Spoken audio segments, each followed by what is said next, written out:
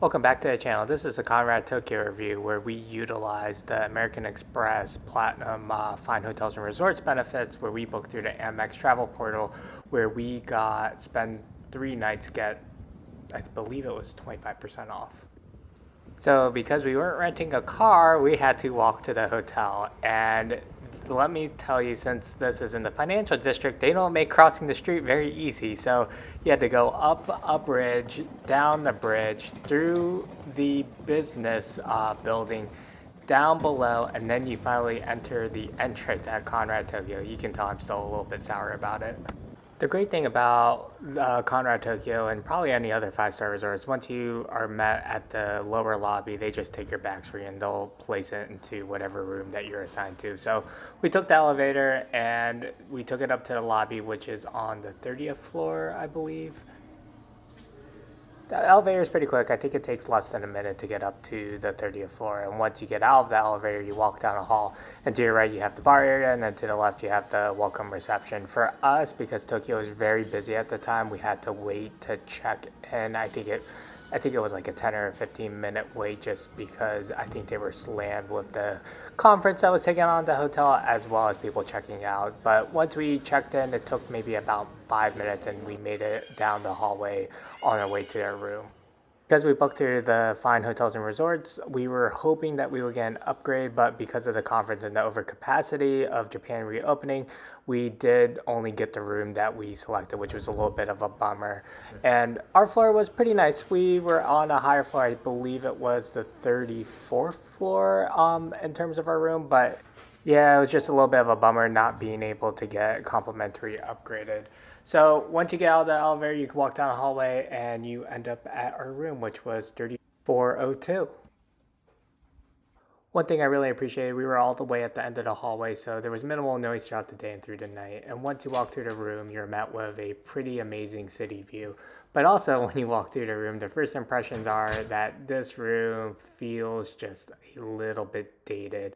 Like all Conrads, you're met with the standard rubber ducky and teddy bear that you are able to take home. One thing I really did like about this room, it is pretty spacious. You have areas to put your luggage. You even have an area for a couch, so and you're able to walk around pretty freely and not feel cramped, kind of some like in some of the other hotels. The bathroom was okay. There was dual sinks.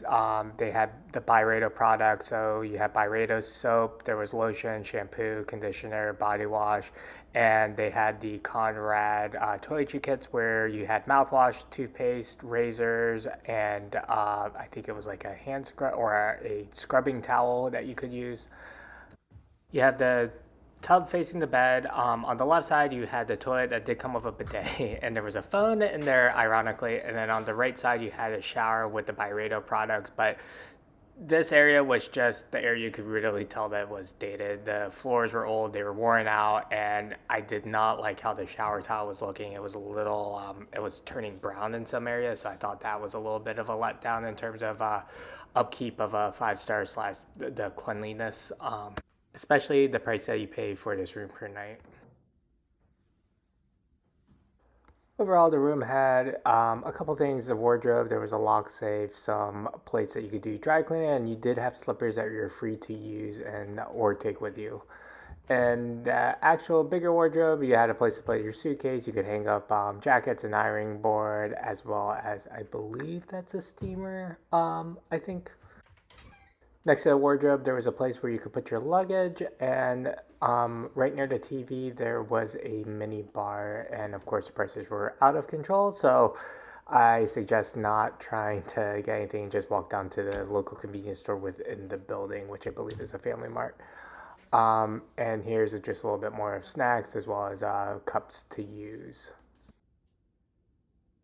Under the TV, there's an espresso machine and 2 complimentary bottles of water that you can use free of charge. It's also nice that they do refill it every day and there's a teapot to use. And over here, there is a long seated couch that you can sit on, as well as near the nightstand, there's a clock boombox that you can use to connect your phone, and there are some older buttons that you can use as well to put down the shade or up the Here's a shot of the benefit sheet where you get early and late checkout as well as breakfast that we'll go over a little bit later, and it does come with an experience credit of $125 that you can use either for spa services or down below near the bar. What was also nice, we were celebrating our anniversary, so we did get some complimentary goodies, which was a puzzle chocolate of what the building looked like, as well as a little bit of some snack goods and some fresh fruit and a shortbread pastry. So remember, the bathroom had a big glass. You can put down this bamboo shade just to cover it. And when you're in the bathroom, you can flip it up and down just to see out or get some natural light into the bathroom. And the blinds do go up relatively slow, so you might be waiting there for a little bit. So we did get breakfast or two for free every day as part of the FHR program. And breakfast is in the cool lodge. And depending on seating, you can either seat in the menu room, or if it's overfilled, they sit you in the other side. And they had a great selection of Western and Japanese / Asian options. They had an amazing selection that did rotate out on a daily basis. Some things were the same, like for example, the salad bar and the fruit bar were the same, and the bread bar were the same. But you did get a choice of, I think it was like the Japanese option that rotated out, or certain things rotated out on a daily basis, and some things on the Western side that rotated out on a daily basis. But the Japanese selection was pretty good to see. They had a lot of natto that you could choose from, or they had what I think is called a sauna egg. It's like a poached egg that sits in a little bit of broth, and they had granola and fruit that you could choose from.